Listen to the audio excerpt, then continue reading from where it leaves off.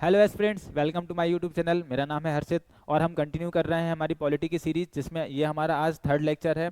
आज हम इसमें देखेंगे कि इंडियन स्टेट्स कैसे बने थे। हमने कल समझा था यूनियन एंड इट्स टेरिटरी, ठीक है, उसी का ये पार्ट है। सेकंड पार्ट समझ लीजिए कि हमारे जो स्टेट्स थे, ठीक है, ये सारी जो स्टेट है 28 स्टेट हैं, ये कैसे बने, कब कब बने, ठीक है, इसको समझते हैं। तो हाँ, ये चीज़ बता दूं आपको, अगर आप इंदौर में रहते हैं और अगर आप ऑफलाइन टेस्ट सीरीज ज्वाइन करना चाहते हैं इंदौर में, तो फिर आपके लिए यूपीएससी ओलंपियाड लेकर आया है ऑफलाइन टेस्ट सीरीज, जिसमें आपको 30 टेस्ट मिलेंगे, 20 सब्जेक्टिव रहेंगे, 10 फुल लेंथ रहेंगे। आप इन नंबर पर कॉल करके आपकी सीट बुक कर सकते हैं या ये वाला टेलीग्राम चैनल ज्वाइन कर सकते हैं। लोकेशन आपको भभरको इंदौर पे मिल जाएगी। फर्स्ट टेस्ट बिल्कुल फ्री है सबके लिए। 4 जनवरी को ये स्टार्ट हो जाएगा। स्टेट डिविजन्स चलिए समझते हैं। तो जब हमारा इंडिया आज़ाद हुआ, तब हमने हमारे जो स्टेट्स थे उनको 4 कैटेगरीज में डिवाइड कर दिया। 4 कैटेगरीज में सारे स्टेट्स को रख दिया जमा कर, ठीक है। जो पार्ट ए था उसमें ब्रिटिश प्रोविंस थे, पार्ट बी में प्रिंसली स्टेट्स थे, पार्ट सी में smaller and chief commissioner province थे। ये आज के टाइम पे जैसे यूटीज़ हैं जिनको गवर्नर रूल करता है, ऐसे ही ये थे, ठीक। और पार्ट डी में अंडमान और निकोबार है, सिर्फ एक ही टेरिटरी है पार्ट डी में, ठीक है ना। तो आप चाहें तो इसको याद रख सकते हैं। बाकी ये चीज़ें याद करना कोई इतना टफ नहीं है, लॉजिकल है, ठीक है। तो अब जब स्टेट कैटेगराइज कर दिए हमने, ठीक है, लेकिन उस टाइम पर एक डिमांड उठ रही थी, है ना, कि हमको लिंग्विस्टिक बेसिस पर स्टेट्स चाहिए। लिंग्विस्टिक बेसिस पर मतलब कैसे, कि हमारी ये लैंग्वेज है तो हम लोगों को एक सेपरेट स्टेट चाहिए, ठीक है। तेलुगु लोग बोल रहे थे हमें तेलुगु वाला स्टेट चाहिए, आंध्र प्रदेश, ठीक है। और तमिल वाले बोल रहे थे हमें अलग चाहिए, तमिलनाडु। ऐसे सब लोग अलग अलग लैंग्वेज का बोल रहे थे, है ना। तो फिर ये बात क्यों निकली थी वैसे लैंग्वेज के बेसिस पर, इसका एक हिस्ट्री है। हिस्ट्री क्या है कि जब 1931 का जो सेशन था, ठीक है, कांग्रेस का कराची सेशन, है ना। तो इसमें इस सेशन में जो रेजोल्यूशंस पास किए थे उसमें एक एक प्रोविजन था लिंग्विस्टिक बेसिस पर स्टेट्स को बनाना, ठीक है, creation of state on the basis of language. तो ये वाला एक क्राइटेरिया था। तो तब से ये डिबेट चली आ रही थी, तब से ये उम्मीद थी लोगों को कि जब हम आज़ाद होंगे तो हमें हमारा एक स्टेट मिलेगा हमारी लैंग्वेज के बेसिस पर, ठीक है ना। तो फिर यहाँ पर लोगों ने डिमांड की, तो सरकार ने एक कमीशन बनाई, लिंग्विस्टिक प्रोविंस कमीशन, ठीक है। इस कमीशन के जो हेड थे वो थे एस के धर, ठीक है। ये 1948 में बनी थी। इन्होंने जब पढ़ाई की, जब समझे कि लैंग्वेज के बेसिस पे बनाना चाहिए या नहीं, तो इन्होंने रिजेक्ट कर दिया। बोले नहीं, अगर हम लैंग्वेज के बेसिस पर स्टेट्स बनाएंगे तो इंडिया कहीं ना कहीं डिसइंटीग्रेट हो जाएगा, यूनिटी को हार्म पहुंचेगा, ठीक है। तो इन्होंने जो 4 क्राइटेरिया बताए कि इनके बेसिस पर हम स्टेट बनाएंगे: geographical continuity, financial self sufficiency, administrative convenience और कैपेसिटी फॉर फ्यूचर डेवलपमेंट, और ट्राइबल राइट को भी हम कंसिडर करेंगे, ठीक है। जब उस कमीशन ने ऐसा बोला तो लोग और नाराज हो गए, प्रोटेस्ट करने लगे। फिर एक हाई लेवल कमेटी बनती है, जेबीपी कमेटी, ठीक है। ये भी 1948 में बनती है और 1949 में ये अपनी रिपोर्ट देती है, ठीक है। इसमें कौन कौन मेंबर थे? जवाहरलाल नेहरू, वल्लभ भाई पटेल और पट्टाभी सीतारमैया, ठीक है, ये तीनों इसके मेंबर थे। और यह बहुत हाई लेवल कमेटी थी। लेकिन इन्होंने भी एक चीज़ समझी कि इनको भी डर लग रहा था कि फियर ऑफ डिसइंटीग्रेशन, इंडिया कहीं ना कहीं डिसइंटीग्रेट हो जाएगा, यूनिटी को हार्म पहुंचेगा, ठीक है। इंडिया की नेशनल सिक्योरिटी, नेशनल यूनिटी कहीं ना कहीं हार्म हो जाएगी, इसलिए इन्होंने भी कैंसिल कर दिया, रिजेक्ट कर दिया लैंग्वेज को। पर फिर एक बहुत ही दुखद केस होता है, जिसमें 1952 में एक लीडर थे, तेलुगु लीडर, जिनका नाम था पोट्टी श्री रामालू जी, है ना, यहाँ लिख देता हूँ मैं, पोट्टी श्री रामालू, ठीक है, पोट्टी श्री रामालू। ये लीडर थे, इन्होंने आमरण अनशन किया था, ठीक है, 58 डेज का, जिसमें इनकी डेथ हो गई थी। 58 डेज बाद इनकी डेथ हो गई थी, खाना नहीं खाया था इन्होंने।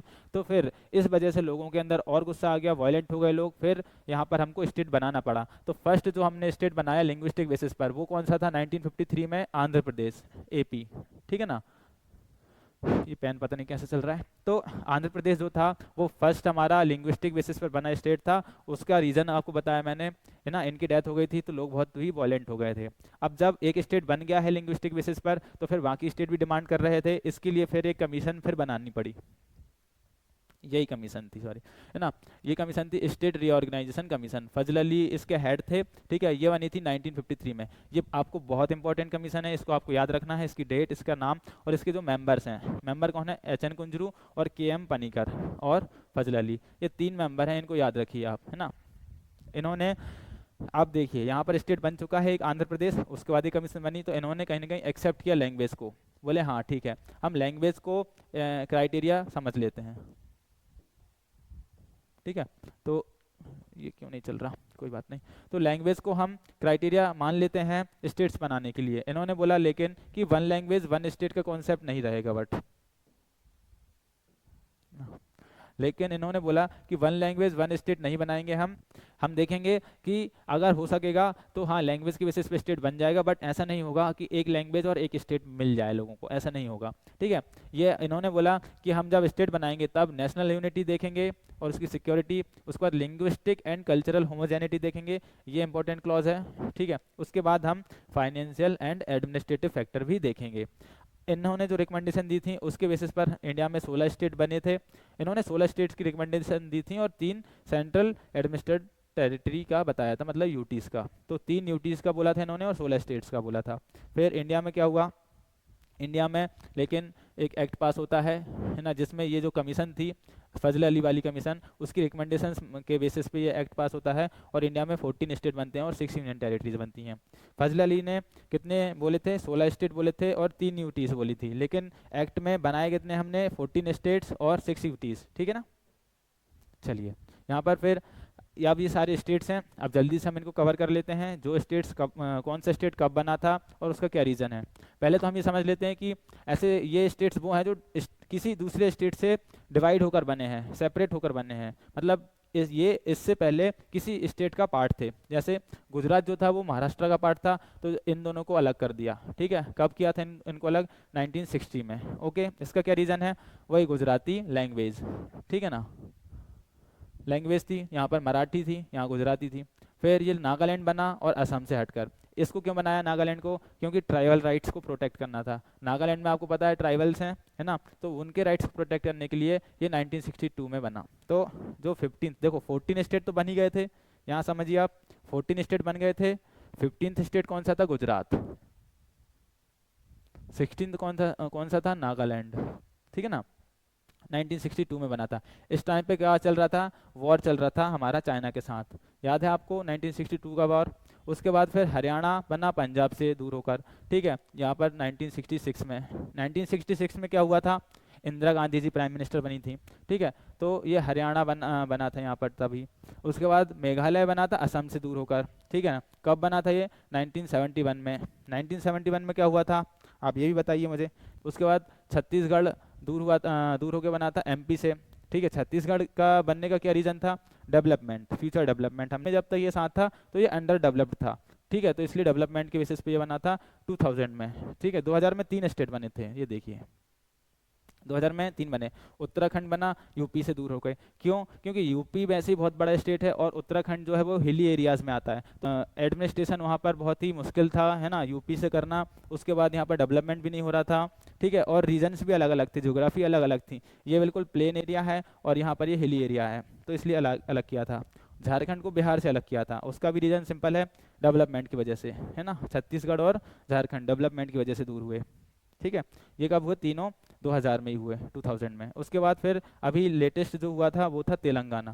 खैर लेटेस्ट तो अभी जम्मू कश्मीर हुए हैं, ठीक है, तो ये तेलंगाना जो है, लेकिन स्टेट तेलंगाना ही है, लेटेस्ट 2014 में हुआ था जो अलग, ठीक है ना, आंध्र प्रदेश से। ओके, ये भी डेवलपमेंट के बेसिस पे ही समझ सकते हैं इसको। तो ये हो गए, ये स्टेट से डिवाइड होकर स्टेट बने थे। अब ये कुछ ऐसे हैं जो डायरेक्ट स्टेट बने थे, जिनको डायरेक्ट स्टेटहुड दे दिया गया था। ये किसी स्टेट का पार्ट नहीं थे पहले, ये पहले यूटी थे, उसके बाद इनको डायरेक्ट स्टेट बना दिया था। हिमाचल प्रदेश पहले यूटी था, इसको 1970 में स्टेट बना दिया था, ठीक है। मणिपुर और त्रिपुरा ये पहले यूटी थे, इनको बना दिया था 1971 में ही, ठीक है। 1971 में एक चीज़ और क्या हुई थी? मेघालय भी बना था 1971 में, मेघालय भी बना था। तो मणिपुर, मेघालय और त्रिपुरा, राइट, MTM, मणिपुर, त्रिपुरा, मेघालय, ठीक है ना। तो ये बने 1971 में। उसके बाद सिक्किम में जो सिक्किम कब बनता है 1975 में, ठीक है ना, 1975 में बनता है। फिर मिजोरम बनता है 1986 में, ठीक है ना। ये आपको ऐसे याद रखने हैं, लेकिन अभी आप ये याद रखिए कि ये डायरेक्ट स्टेटहुड में कौन कौन से बने थे, हिमाचल प्रदेश, मणिपुर, सिक्किम, मिजोरम और अरुणाचल प्रदेश और गोवा, ये डायरेक्ट स्टेट बने थे। अरुणाचल प्रदेश 1986 में, 1986 में दो बने थे, ठीक है ना, दो कौन कौन से, मिजोरम और अरुणाचल प्रदेश, ठीक है, माँ, एम ए माँ, ठीक है ना, मिजोरम और अरुणाचल प्रदेश, मिजो और अरु, अरु मिजो, ठीक है। उसके बाद गोवा, गोवा बना था 1987 में, एक साल बाद ही, ठीक है ना। फिर ये क्या है, यूटीज, अब यूटीज भी बनी थी, उनको भी समझ लो। अंडमान निकोबार, दिल्ली और लक्षद्वीप, ये कब बन गए थे, 1956 में बन गए थे। देखो ये तीनों यूटीज यूटीज जो है वो एक साथ बनी थी, अंडमान निकोबार, दिल्ली और लक्षद्वीप। हाँ। फिर पुडुचेरी बनी जब चाइना के साथ वॉर चल रहा था तभी, ठीक है ना। और क्या बना था इस टाइम पर, नागालैंड भी इधर ही बना था 1962 में ही। फिर चंडीगढ़ बना 1966 में, ठीक है ना। इसमें चंडीगढ़ जब बना था तब क्या बना था, हरियाणा और पंजाब भी बने थे, है ना, पंजाब से अलग होकर हरियाणा भी बना था। उसके बाद जम्मू एंड कश्मीर और लद्दाख ये कब बने, अभी बने 2019 में। उसके बाद दादर और Nagar Haveli and Daman and Diu, ये पहले अलग अलग थे, अब इनको मर्ज कर दिया तो ये 2020 में किया, ठीक है ना, इतना याद रखिए। महाराष्ट्र जो था ठीक है, पहले एक ही स्टेट था, उसमें गुजरात और महाराष्ट्र एक थे, फिर गुजरात यहाँ से हटकर दूर हुआ था, ठीक है ना। तो फिर उसके बाद नागालैंड, उसके बाद हरियाणा, इनकी ये डेट याद रखनी है।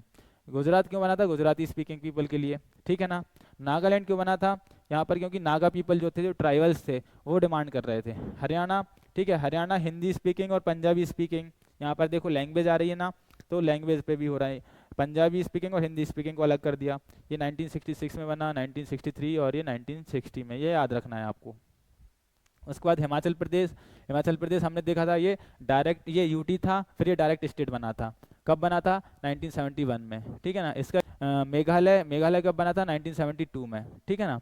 यहाँ पर खासी, गारो, जैंतिया, ये ट्राइबल्स थे, ये डिमांड कर रहे थे, तो इनको यहाँ बनाया गया। फिर मणिपुर बना 1972 में ही, तीन बने 1972 में, अभी बताया था अपन ने, MMT, है ना, MTM कर लो इसको, MTM जैसे भी याद रखना है, MMT भी याद रख सकते हैं, ठीक है।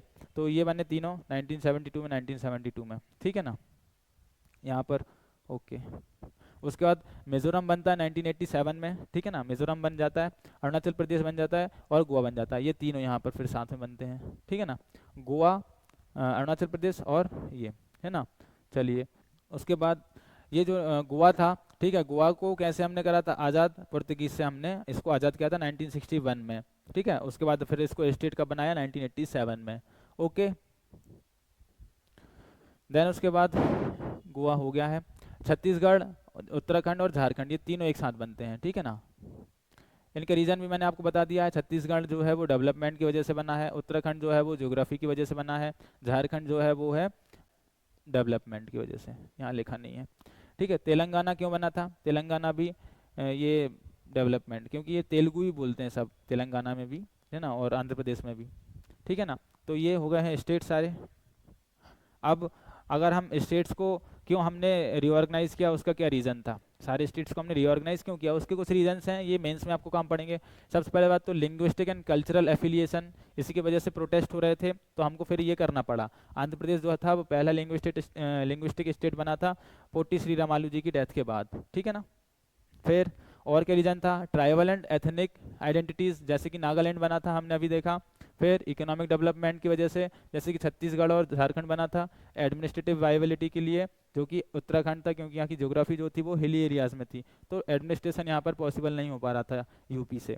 उसके बाद सिक्योरिटी इशूज़ थे, जैसे कि जम्मू कश्मीर को हमने बनाया, जम्मू कश्मीर को अलग यूटी क्यों बनाया, लद्दाख और जम्मू कश्मीर को अलग कर दिया, जैसे सिक्योरिटी इशूज़ की वजह से, ठीक है। यहाँ पर ये PYQ है, इसको समझ लेते हैं। विच one of the following statement is incorrect, ठीक है, बताइएगा। गोवा अटेंड फुल स्टेटहुड इन 1987, क्या ये सही है।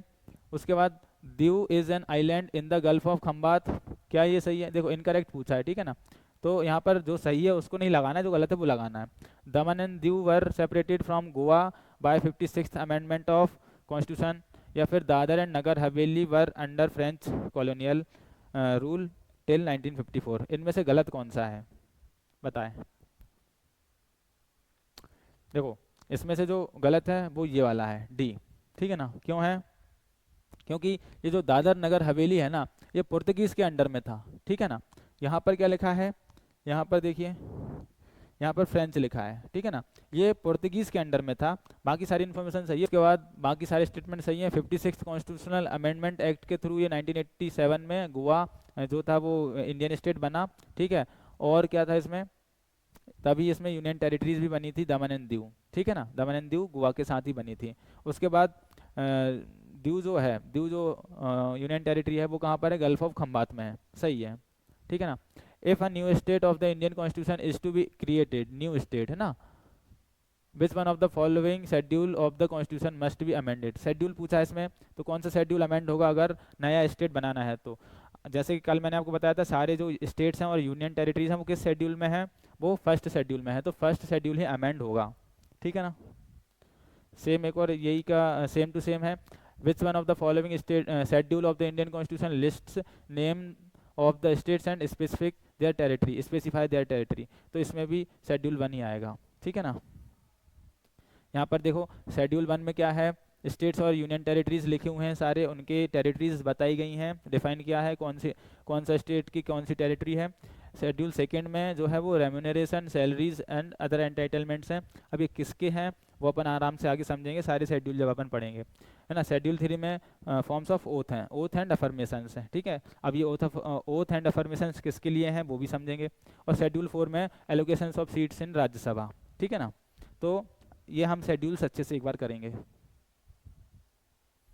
ठीक है। 5th क्या है यहाँ पे, which one of the following is correct chronological order of the formation of the following states as a full states of the Indian union. देखो 2007 में ये क्वेश्चन आया था यूपीएससी में, तो इस तरीके से क्वेश्चन आ सकता है, क्रोनोलॉजिकली पूछ सकते हैं। तो इसमें आप बताइए, ठीक है, आपको क्या सही लग रहा है। चलिए यहाँ पर हम इसको सॉल्व करते हैं।